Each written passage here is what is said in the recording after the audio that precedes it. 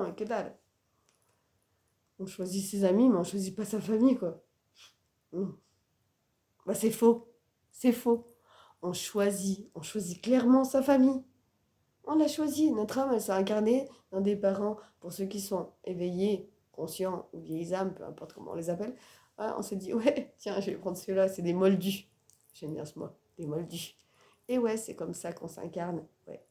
Et avant ça, on a tous passé à l'état de moldu de nos parents, si jamais. Donc un peu d'indulgence.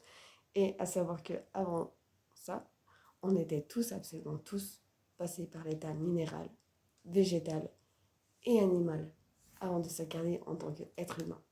À savoir que l'être humain s'incarne dans le fœtus au bout des 3 ou 4 mois.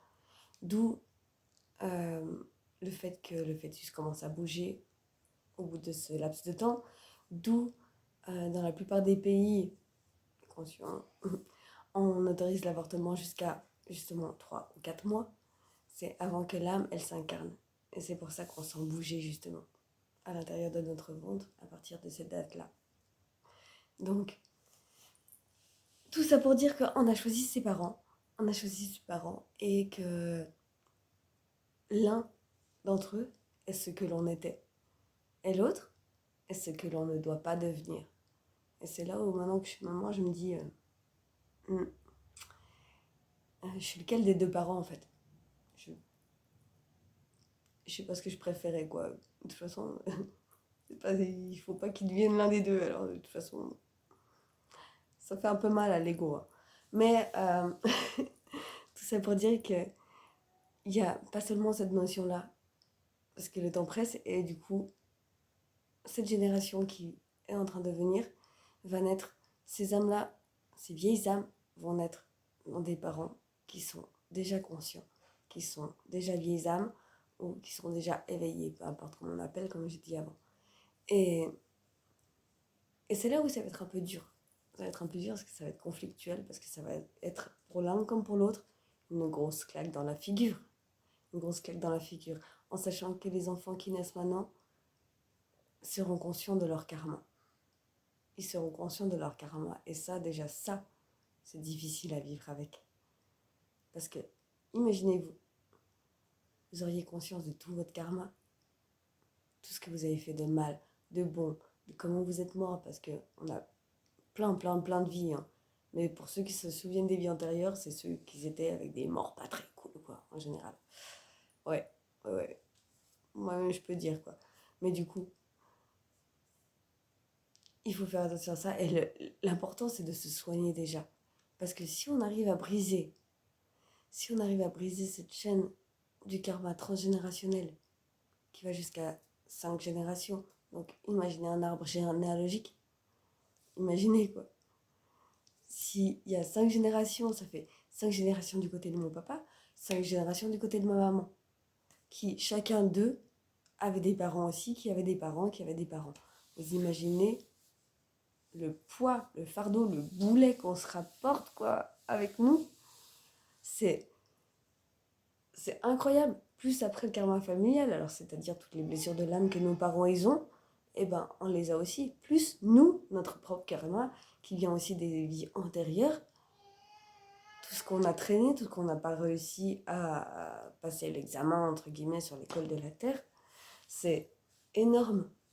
Et tout ça, tout ce qu'on ressent là, toutes nos phobies, toutes nos peurs, toutes nos tristesses, toutes les choses qu'on n'accepte pas, toutes les choses qu'on critique, toutes les choses que, je sais pas, les choses qu'on n'aime pas vraiment, enfin, genre, je sais pas, ceux qui sont des racistes, ceux qui dénigrent ceux qui mangent de la viande, ou qui dénigrent les véganes, ou ceux qui dénigrent, je sais pas, enfin, même ceux qui se droguent, ceux qui sont alcooliques, ceux qui sont dépressifs, tout ça, ceux qui ont des jugements là-dessus, tous ceux qui ont des phobies comme les araignées, comme tous ceux qui ont... Enfin, tout ce qu'on a là, on le transmet.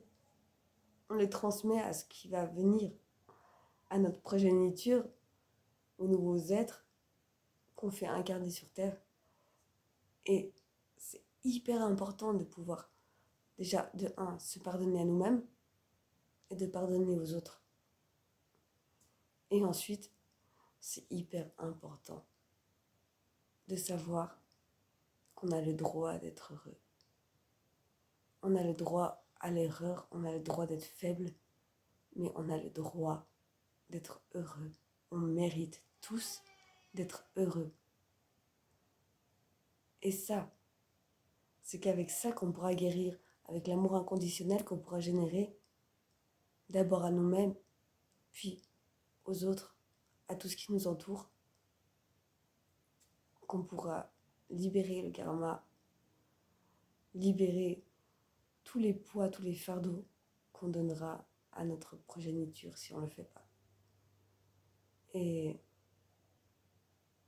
je pense que ce message, waouh, ce message était très important. Parce que c'est une prise de conscience, y compris pour moi-même. Mais je pense pour beaucoup de gens, à se demander à chaque blessure si elle est fondée ou pas, si elle vient de nous ou pas, si ça nous appartient ou pas, et si on veut la laisser. Si c'est nos blessures ou nos haines ou peu importe, tout ce qui est négatif qu'on veut laisser et qu'on veut ancrer ça aux êtres à qui on donne naissance, à ceux qui ont décidé de venir s'incarner pour nous aider en même temps qu'ils apprennent aussi. Je pense que ça donne beaucoup à réfléchir.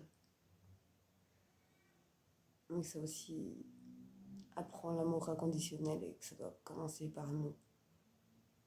Il faut s'aimer, se pardonner et savoir qu'on a le droit à l'erreur, on a le droit d'être faible, mais surtout le droit d'être heureux. Alors s'il vous plaît, c'est facile à dire, même pas à faire, je sais. Je fais la gourou. Mais on a le droit d'être heureux. On a le droit de prendre du temps pour nous. On a le droit de penser par soi-même. On a le droit de ne pas se détruire pour les autres, pour les empathiques. Je pense que les gens qui le sont se reconnaîtront. On n'est pas là pour se détruire pour les autres aussi. Et ni pour détruire notre progéniture. Et lui ajouter du fardeau en plus. Il faut guérir. Il faut s'aimer. Il faut connaître l'amour inconditionnel. Ouais. En attendant, wow, message de fou. Prenez soin de vous. Je vous souhaite tout le meilleur et soyez heureux. Vous avez le droit.